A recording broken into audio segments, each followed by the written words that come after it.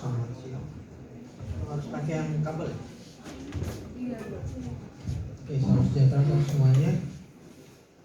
Baik, nama saya dengan Agung ya, Dr. Agung dari Departemen Radiologi FRSCM, Divisi Abdomen ya. Saya akan memberikan materi overview mengenai kontras ya. Nah, kontras itu apa?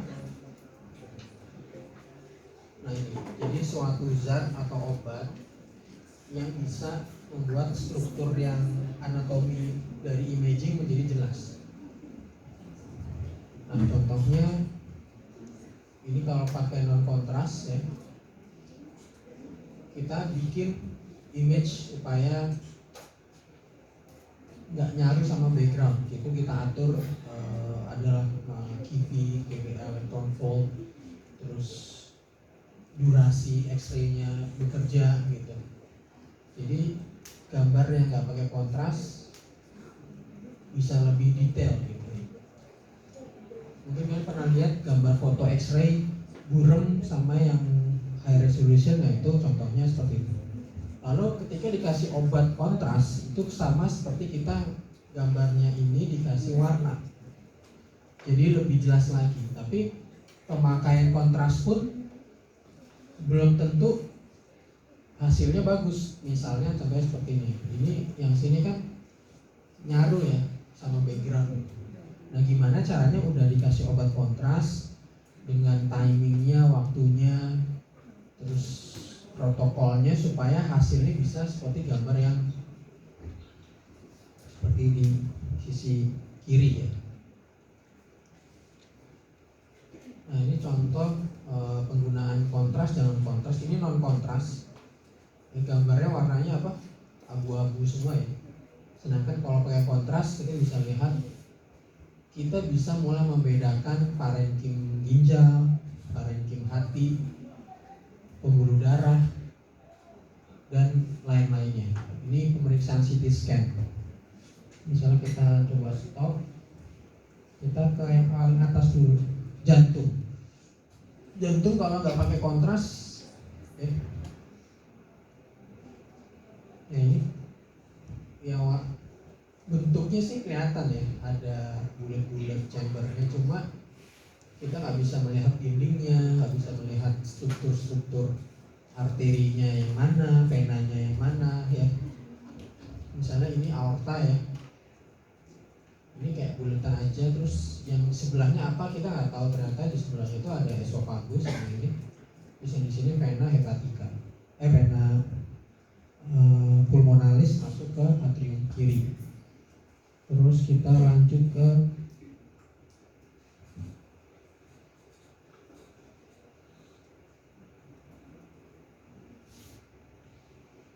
nah di sini. Kita di sini nggak bisa lihat pembuluh darahnya di mana, tapi dengan kontras kita bisa lihat ini ada vena porta di hepar dan seterusnya sampai bawah ya. Itu gunanya kontras. Belum lagi ini, kita melihat ada tumor di ginjal kanan. Kita bisa lihat ginjal kiri yang ini, harusnya di sebelahnya ada ginjal kanan. Nah ini ginjal kanannya membesar, ada tumor. Kita dari pola penyangatannya bisa tahu, oh kalau tumornya hipervaskular, ini ada pembuluh darahnya, ini jalan. Kalau kita jalanin tuh nanti ada pembuluh darahnya. Kalian bisa lihat pembuluh darahnya ini.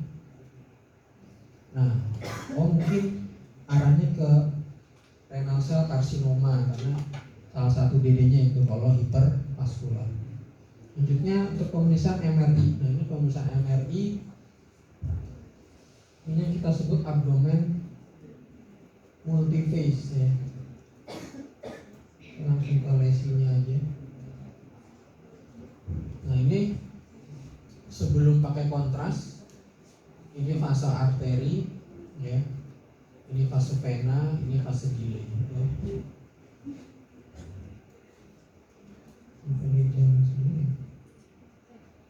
Nah, ini ada nodul ya di lobus kiri bagian depan.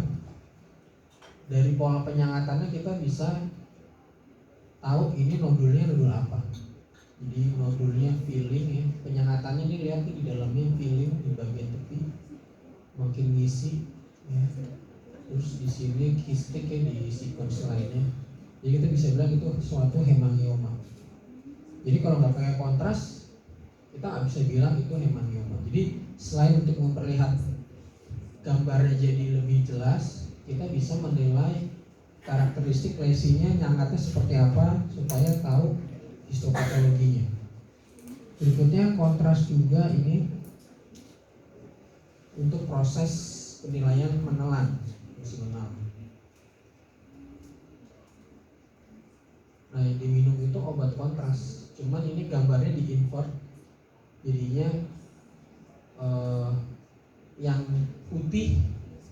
Kalian pernah lihat foto toraks kan? Tulang itu kan biasanya putih ya. Di sini di-invert, gambarnya di-invert. Jadi yang tulang itu warnanya gelap, yang gelap warnanya jadi putih. Misalnya kayak udara, ini kan udara nih, warnanya jadi putih, harusnya gelap. Nah kita bisa lihat jalannya si kontras pada saat ditelan. Jadi kita bisa mengevaluasi penyebab disfagianya dia kenapa. Nah ini ada yang salah nih, kalian bisa nemu gak? Yang salah apa? Kira-kira aja di sini. Nah, ada yang mau coba angkat tangan?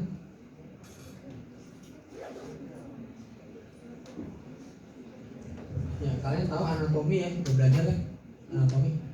Yang ini kira-kira apa nih? Apa? Trakea ya kan? Trakea. Berarti atasnya sini apa? Laring ya, setuju ya laring. Di sini apa? Vestibulum ya kan? Atasnya laring, jadi kayak yang nutup itu. Nah harusnya ketika makanan sudah sampai di sini, ini namanya hipofaring. Harusnya airway sudah nutup, tapi dia sampai sinus piriformis ya, ini kan sinus piriformis. Ini belum nutup, jadi ada delay airway protection. Jadi airway protectionnya dia delay. Untungnya, nah ini baru nutup, dia nutupnya baru di sini. Ya lihat ya, dari putih itu artinya kan udara, berarti dia masih renggang. Begitu dia lewat masuk ke muka, dia baru nutup di sini. Nah baru nutup. Tapi telat, malah masuk duluan, baru dia nutup. Harusnya pas di pintu sini dia udah gini. Nah dia resiko apa? Aspirasi. Nah itu gunanya kontras. Kan kita akan bahas kontras itu apa sih? Ya, jadi dibagi menjadi negatif, dia warnanya malah gelap ya, tangannya gitu ya bahasanya. Positif, warnanya putih ya atau terang. Ini obat-obatannya. Jadi negatif itu kita bikin jadi gelap, tapi ini kan di-invert jadi putih gitu. Kalau yang diminum tadi namanya kontras positif, karena warnanya terang, tapi karena di-invert jadi gelap. Karena kalau kita melihat kayak gambar biasa, kita melihat benda yang putih di dekat yang putih ini agak susah, matanya jadi siwer ya. Lebih enak melihat benda yang hitam dengan background yang putih. Jadi kita biasanya seperti itu. Lalu ada kontras-kontras untuk MRI ya, dan kontras iodin untuk CT scan. Baik, dari sifatnya ya, kalian ini sebenarnya overview aja. Kontras itu ada yang ionik dan non ionik. Ya ada monomer, ada yang dimer.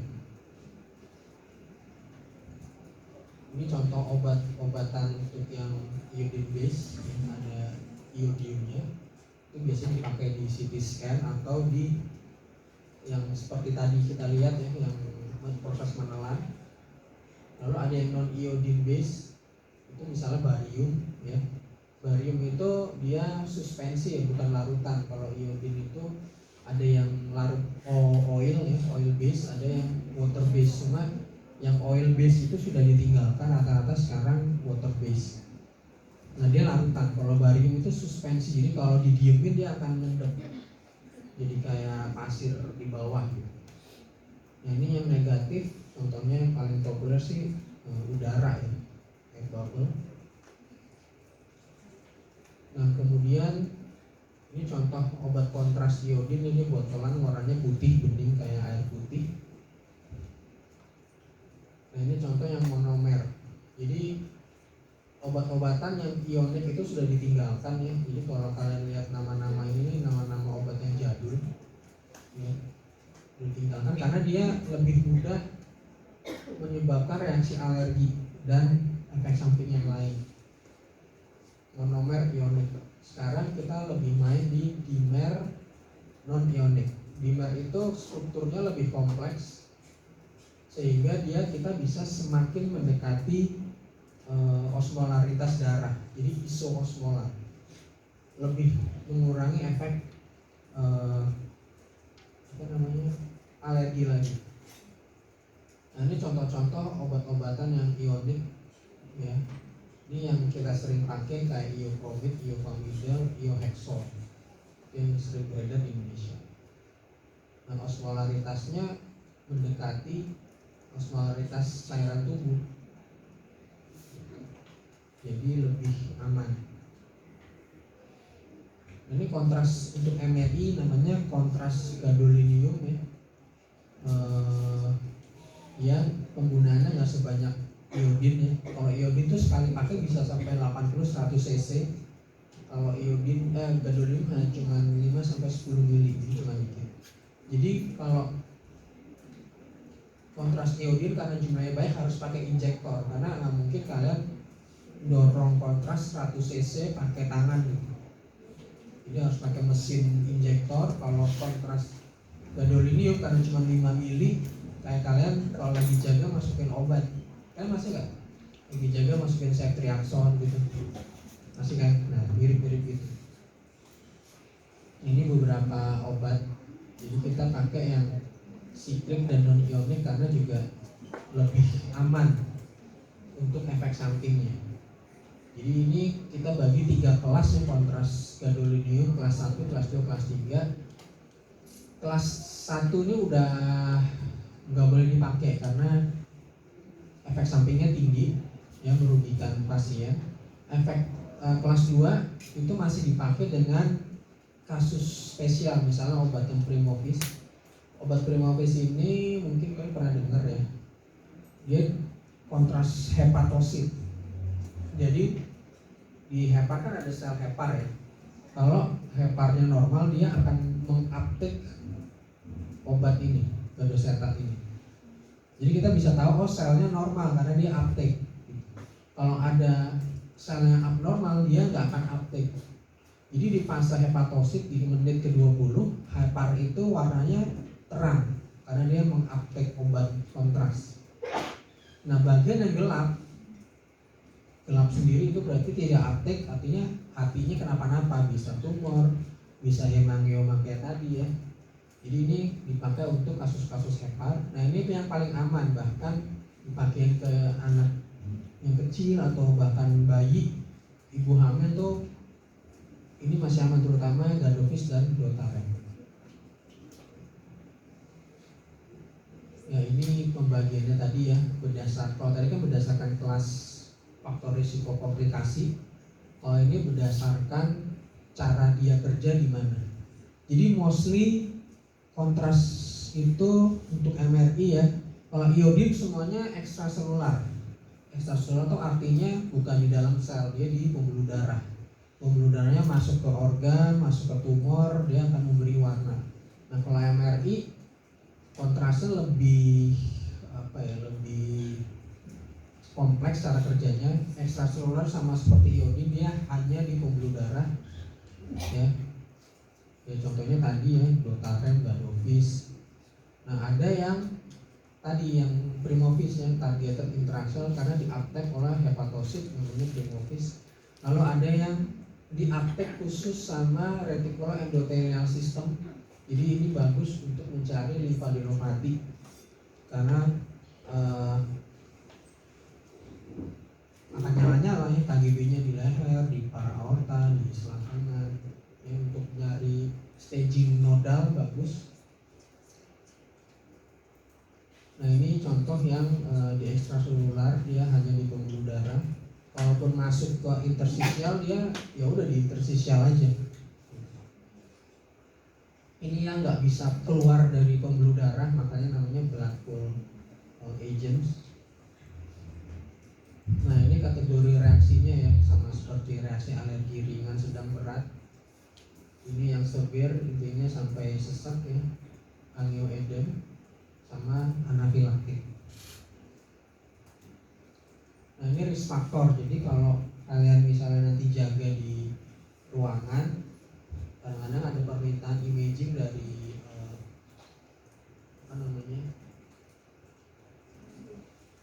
DPJP ya, minta di CT scan apa gitu ya. Nah biasanya petugas radiologinya itu melihatnya dari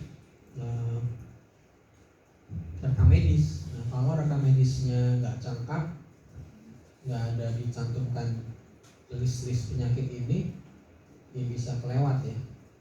Misalnya diabetes mellitus itu kaitannya sama fungsi ginjal, karena kan ada nefropati DM, karena nanti akan menimbulkan CIN, contrast induced nefropati seperti itu. Jadi fungsi ginjal itu harus di ketahui. Sama atopi, asma yang termasuk atopi, konjungtivitis, atopi gitu-gitu, semuanya juga karena meningkatkan kemungkinan reaksi alergi ya. Ada yang bilang dia lebih meningkatkan kejadian yang mild. Oke, ini kita skip aja, ini juga kita skip tata laksananya. Nah ini ada yang delay. Biasanya reaksi alergi itu terjadi dalam 1 jam pertama, makanya pasien-pasien yang habis di imaging baik CT maupun MRI itu sekitar 30 menit sampai 1 jam tergantung protokol rumah sakit, itu pasiennya nggak boleh langsung pulang. Dia harus nunggu di ruang tunggu pasien sampai sekitar 1 jam baru boleh pulang. Nah ada juga tapi yang delayed reaction itu bisa sampai 3 hari ya, umumnya 3 hari. Tapi ada kasus yang sampai lama ya, sampai 1 minggu. Nah itu men-tracknya memang sulit, apakah ini benar-benar karena kontras atau obat-obatan lain yang dia minum dan makan.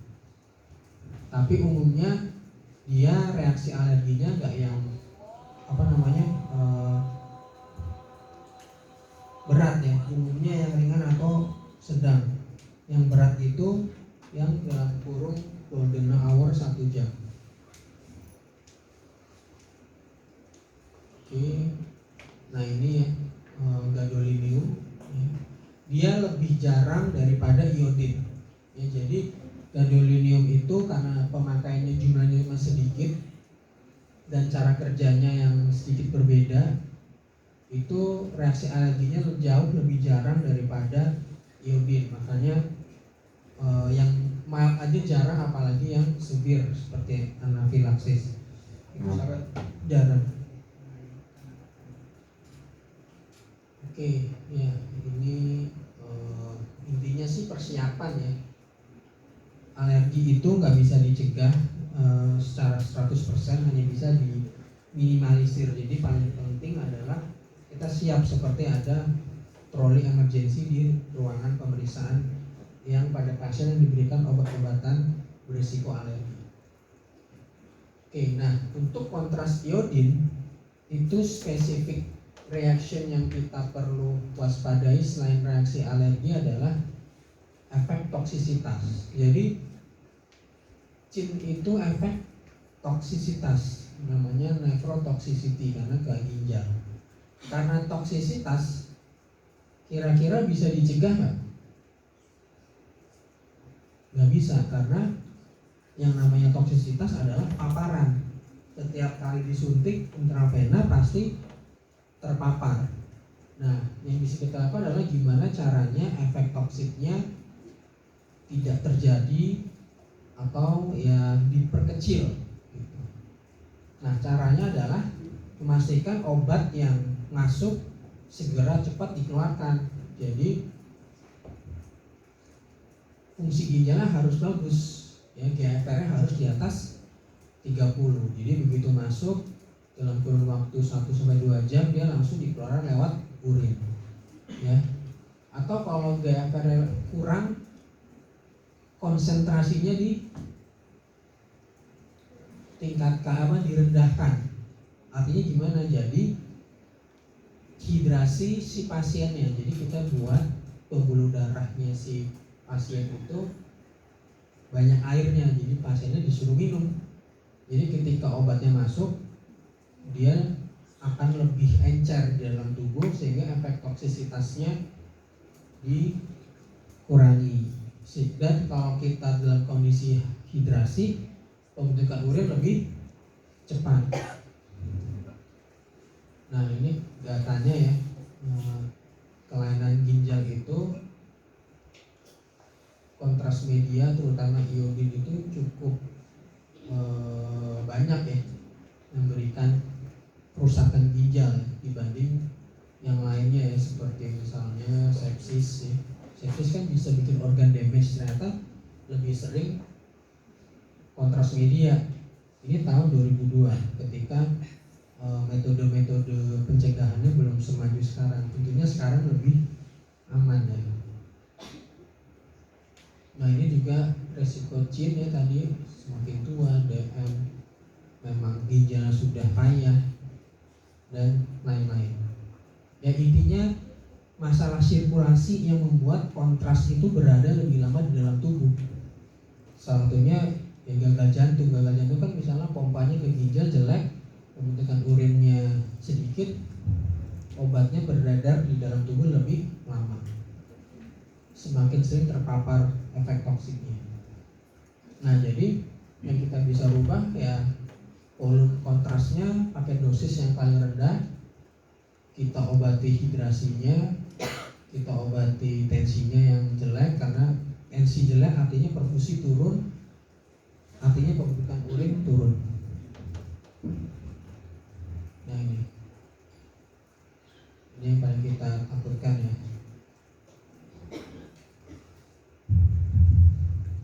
Nah, ini jadi sekarang kita menggunakan menggunakan jenis kontras yang isoosmolar ya, dengan dosis rendah mungkin untuk mengurangi efek kontras ini, CIN.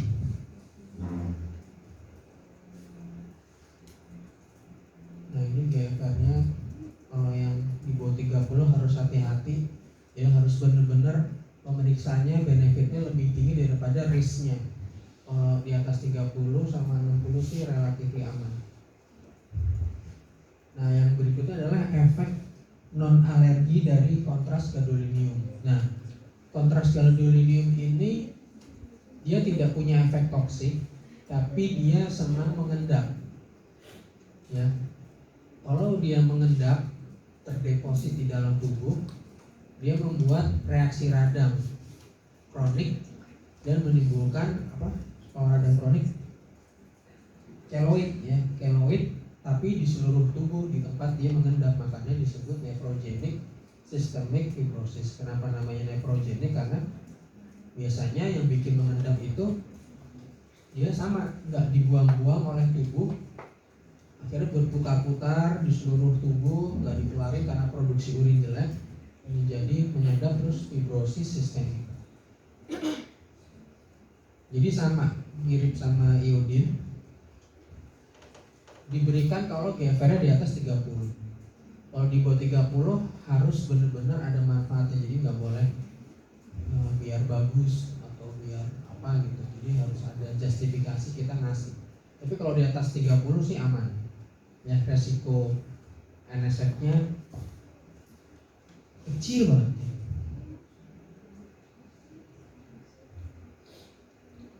Ya. Ini cara-cara penggunaan atau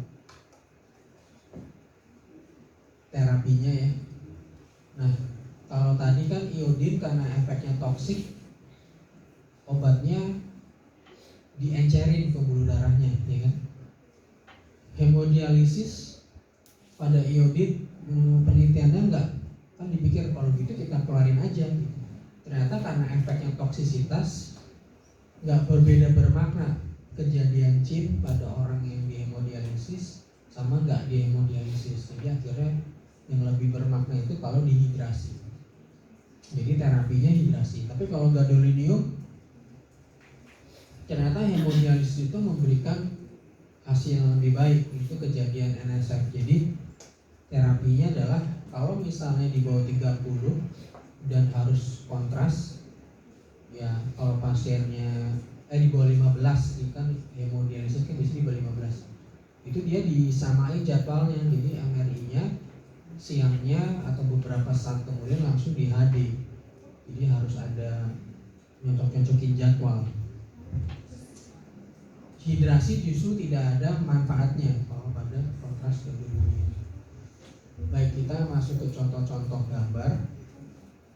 Ini contoh mesin CT ya. Kalian bedain mesin CT sama MRI itu. Kalau CT tabungnya ini tipis ya. Kalau MRI panjang, bisa muat satu badan ya. Nah ini gambarnya seperti ini. Ini kira-kira kontras atau non kontras? Apa? Non kontras ya. Karena warnanya semuanya abu-abu, gak ada yang terang-terang. Berikutnya ini adalah yang kontras. Jadi lihat aja nih, ini aorta ya. Aorta, kalau dia nyala, oh berarti kontras. Nah ini ada tumor kaput pankreas. Ini pasca kontras. Jadi organ yang sifatnya kelenjar, ya, memproduksi enzim, hormon, otomatis dia kaya akan vaskular gitu ya. Jadi kalau dikasih kontras dia akan terang. Ketika organ tersebut berubah menjadi tumor, tumor itu kira-kira mempertahankan fungsinya atau tidak? Kalau malignan tidak ya, karena diferensiasinya biasanya jelek. Dia berbeda diferensiasinya dibanding sel normal. Dia jadi nggak punya pembuluh darah yang lebih bagus, nggak bisa menghasilkan enzim atau hormon. Nah kita bisa lihat nih, yang nyala di depannya ini itu bagian kaput pankreas yang masih normal, makanya dia nyangat ya. Yang belakangnya yang gelap itu yang tumor gitu. Jadi kalau pada organ yang sifatnya kelenjar, biasanya tumor warnanya lebih gelap biasanya ya, bukan pasti tapi biasanya. Contoh lain, nah ini non kontras ya. Lihat aortanya di sini gelap, ginjalnya gelap, warnanya sama semua abu-abu. Ketika dikasih kontras, ginjalnya, parenkimnya nyala banget, terang banget. Kenapa terang banget ya? Karena iodinnya dibuang ke ginjal. Jadi ini isinya iodin yang mau dibuang nih, seperti itu. Nah ini mesin MRI, jadi lebih tebal, tabungnya lebih tebal, orangnya masuk. Kalau scan, karena dia basicnya X-ray, pemeriksaannya cepat, jadi kayak kalian di fotokopi gitu. Kayak di scanner, pada scanner kan ada alat yang jalan cepet gitu. Nah kalau MRI itu kalian periksanya sekitar 30 menit di dalam mesin, itu berisik. Ada kayak konstruksi bangunan di dalam gitu. Makanya kalian pakai headset supaya nggak keberisikan. Nah dia gambarnya nggak serta-merta abu-abu aja. Jadi non kontrasnya aja itu sudah cukup baik sebenarnya, kontras resolutionnya, ya kan? Jadi pemberian kontras itu hanya untuk tahu karakterisasi lesi yang pengen kita lihat lebih jauh. Apakah dia hipervaskular, pola penyengatannya seperti apa, ya, bentuknya sebenarnya seperti apa, batas-batasnya. Jadi lebih untuk karakteristik di dalam. Karena secara non kontras pun sebenarnya kalau MRI kontras resolutionnya sudah lebih bagus. CT itu menangnya di spatial resolution. Ini kontras yang seperti tadi nelen iodin untuk periksa proses menahan. Nah kalau ini kontrasnya dimasukin ke pembuluh darah yang namanya angiografi. Kira-kira ini organ apa ya? Apa? Ginjal. Ya, ini gold standard untuk menilai stenosis arteri renalis atau masalah-masalah vaskular lainnya. Ya, misalnya ada pseudoaneurisma, ada malformasi, itu angiografi itu gold standard. Tapi sekarang boleh digantikan dengan CT dan MRI. Ada namanya CT angiografi, ada MR angiografi. Tapi pada beberapa kondisi tertentu puncture angiografi tetap lebih bagus karena bisa langsung sekalian terapi. Misalnya ada stenosis ya di angioplasti, penyempitannya dibuka, misalnya kayak di jantung kayak gitu. Nah ini yang barium sulfat, yang suspensi dan water soluble, water base. Biasanya untuk saluran cerna. Nah ini pemeriksaan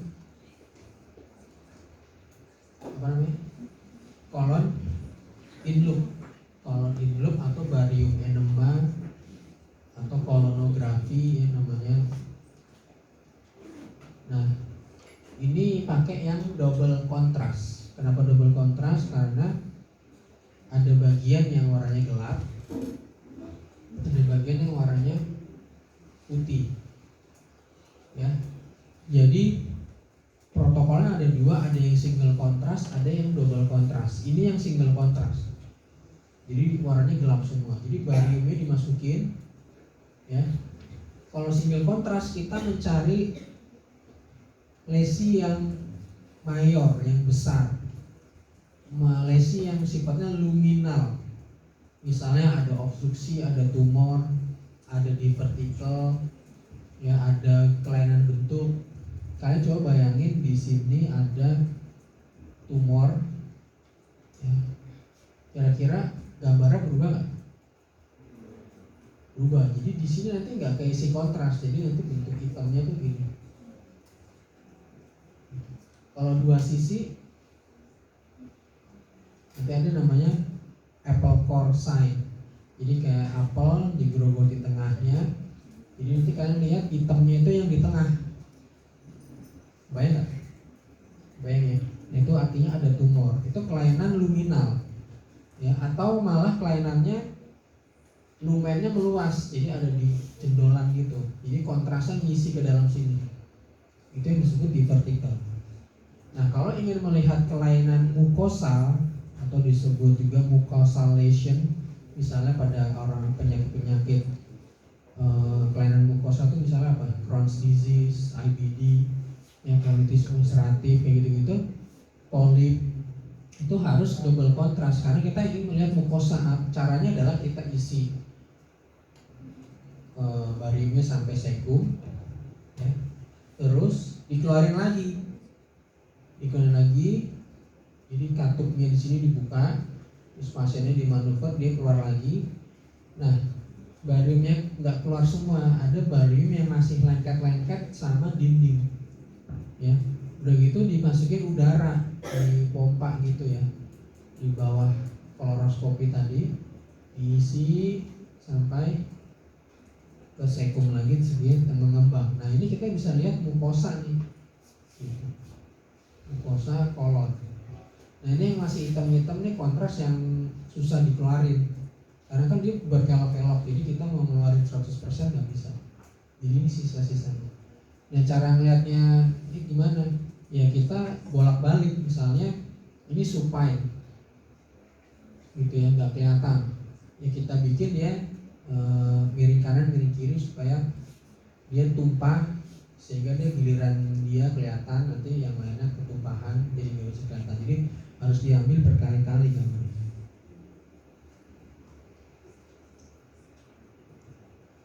Ya ini obstruksi total nggak boleh, perforasi nggak boleh pakai barium ya. Tapi kalau pakai iodin boleh. Karena iodin misalnya tumpah ke peritoneum dia bisa diserap, tapi kalau barium itu kayak kalian ngasih pasir di peritoneum, dia akan mengendap. Nah itu makanya penting pada saat anamnesis. Nah ini yang water soluble, sebenarnya dia iodine base juga ya.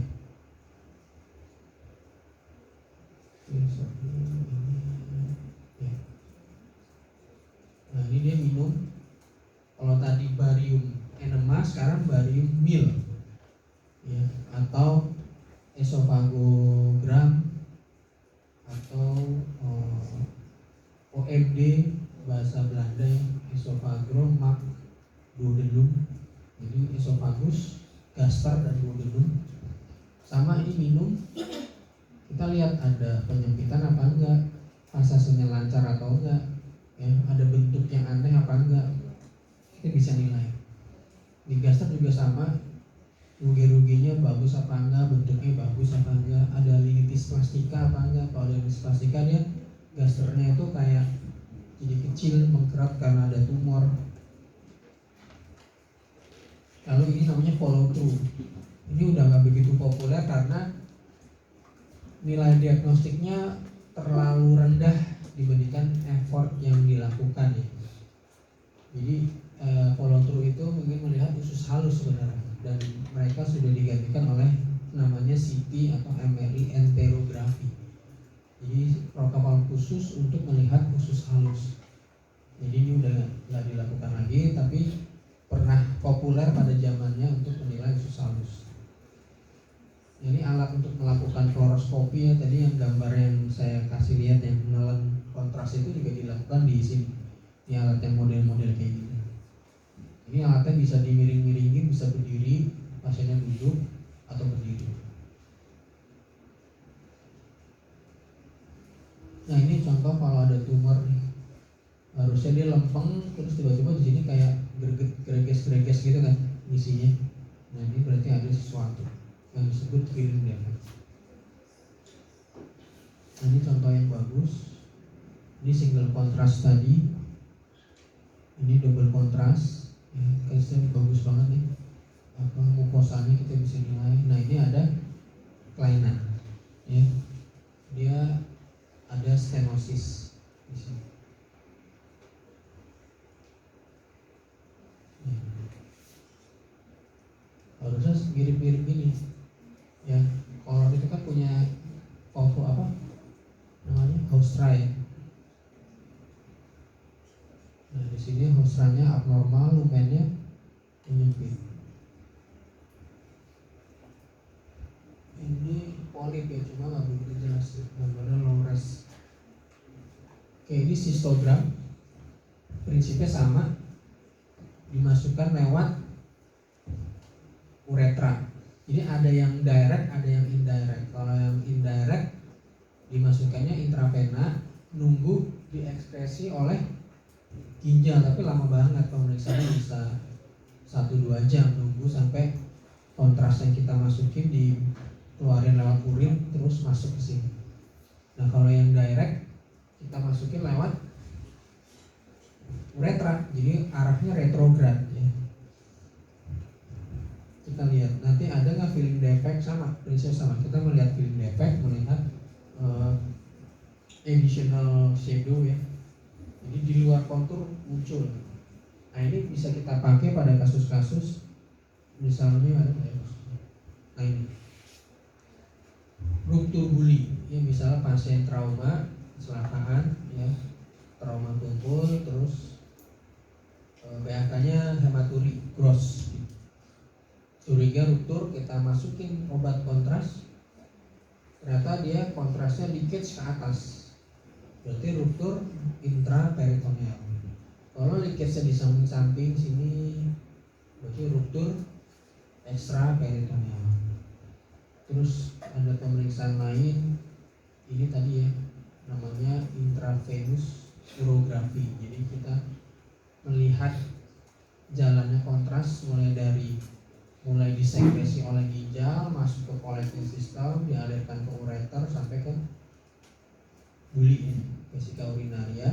Nah, kita bisa lihat nanti, oh ada sumbatan, ada prinsipnya sama kayak tadi kita lihat usus, ada gini nggak di ureternya gitu ya, ada kayak gini nggak, kita lihat ada nggak sumbatan. Bentuk collecting system ginjalnya ada yang aneh nggak? Oh ada double collecting system, ada double ureter, ada reflux, kita bisa lihat. Oh ternyata bentuk ginjalnya ektopik, ininya ada di sebelah kanan atas bawah, terus crossing ureternya, itu kita bisa lihat. Nah ini gambaran ruptur uretra ya. Cara periksanya ya kita masukin kontras dari uretra, orifisium, semprot, dia jalan, di sini keluar deh bocor. Nah ini contoh uretrosistogram, mempervisualiskan uretra dan sisto atau vesika urinaria. Kita bisa di sini ada struktur, ya pasiennya uretritis, susah buang air kecil, pancarannya lemah gitu ya, mesti ngeden, ternyata pas diperiksa ada struktur, ada stenosis. Ini lewat kelenjar ludah ya, ini rahang kalau kalian lihat ya. Jadi ada kelenjar ludah tuh kan ada banyak ya, ada mandibula, ada parotis, ada yang di bawah lidah yang kecil. Nah, yang umum diperiksa itu yang besar-besar, yaitu parotis dan submandibula. Itu nanti pemeriksaannya ada kanulasi, itu pasiennya di buka mulut, lidahnya dikatasin, terus dikasih lihat jeruk nipis. Kalian kalau ngeliat jeruk nipis gimana? Mulutnya berair nggak? Atau sekarang coba pikirin jeruk deh, jeruk yang segar, asam, gimana mulutnya, basah nggak? Basah kan? Nah jadi ketika dikasih lihat jeruk nipis, itu nanti puntannya kebuka kayak ikan koi.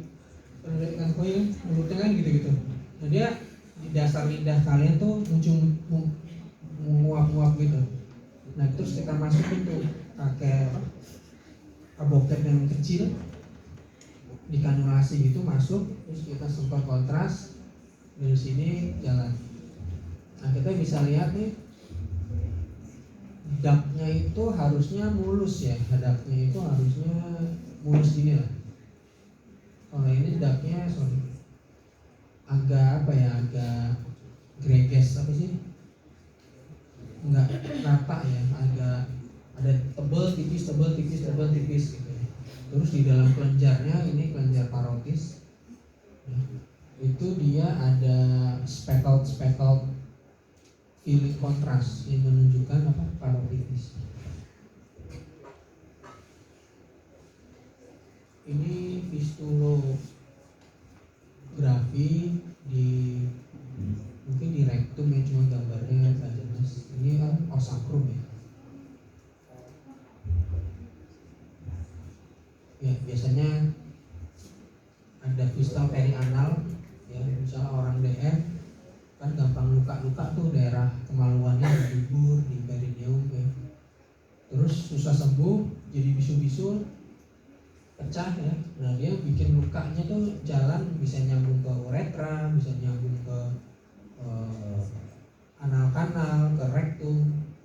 Jadi keluar terus tuh, basah, keluar feses, keluar urin, ya tergantung dia pistolnya kemana. Nah pemeriksaan ini ya kita kanulasi, jadi luka-luka yang produktif di daerah perineum, perianal tuh kita masukin kanulasi pakai aboket juga yang tipis. Terus kita semprot kontras, dia jalannya kemana? Oh kalau ke uretra ya berarti fistula kutan uretra. Kalau ke rektum ya kutan rektal. Oke, ini kolangiografi. Ini pasien-pasien yang dengan obstruksi biliar, kita bisa visualisasikan alirannya gimana. Biasanya kalau pasien ada batu CBD ya, misalnya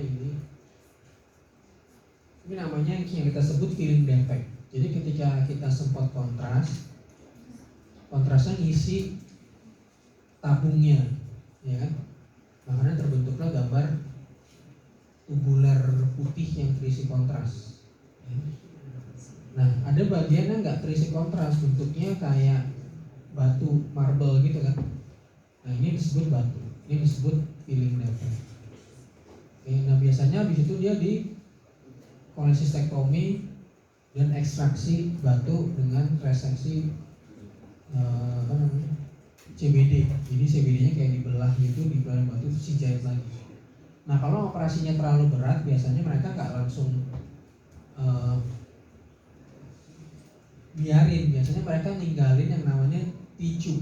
Pernah dengar nggak? T-tube itu sebenarnya untuk mengkontrol kalau dia nutup lagi karena habis operasi besar, efek radang, lengket lagi gitu ya, obstruksi lagi. Jadi si cicupnya itu yang bikin aman. Nah, biasanya sebelum dilepas cicupnya, mereka mau make sure masih ada obstruksi nggak, alirnya lancar nggak. Nah, ini di kolangiografi kita lihat, oh ternyata aliran kontras ke duodenumnya lancar, oh nggak ada obstruksi lagi. Nah, baru nanti dokter bedahnya merasa aman untuk lepas cicupnya tanpa khawatir nanti dia restenosis. Nah, ini kontras ultrasound. Jadi ternyata ultrasound ada kontrasnya juga ya. Tapi tidak begitu populer di Indonesia karena mahal dan SDM-nya masih banyak yang belum bisa ya. Dan kalah sama CT dan MRI. Jadi better kerjain CT atau MRI aja. Anatomi 3 dimensinya dapat, bisa buat staging, bisa buat macam-macam. Akhirnya kontras ultrasound tidak begitu populer, sehingga ditarik dari pasar Indonesia karena produsennya nggak bisa tuh jualan cuma sedikit. Misalnya sebulan 1 kasus itu rugi, jadinya nggak ada datang lagi sampai sekarang. Oke, jadi kesimpulannya kontras media itu membantu radiolog untuk mendiagnosis dan mengevaluasi gambar, tapi ada drawbacknya ya, ada komplikasi, ada efek samping. Tapi dengan persiapan yang baik bisa sangat kecil ya. Misalnya kayak alergi itu severe anafilaksis itu probability-nya 0,01%, jadi kecil banget ya. Jadi 1/10.000 gitu.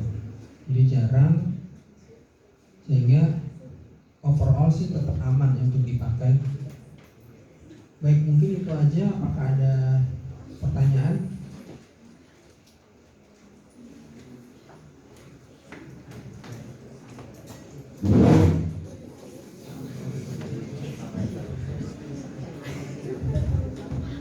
Oke, nggak ada ya, cukup jelas ya, bermanfaat.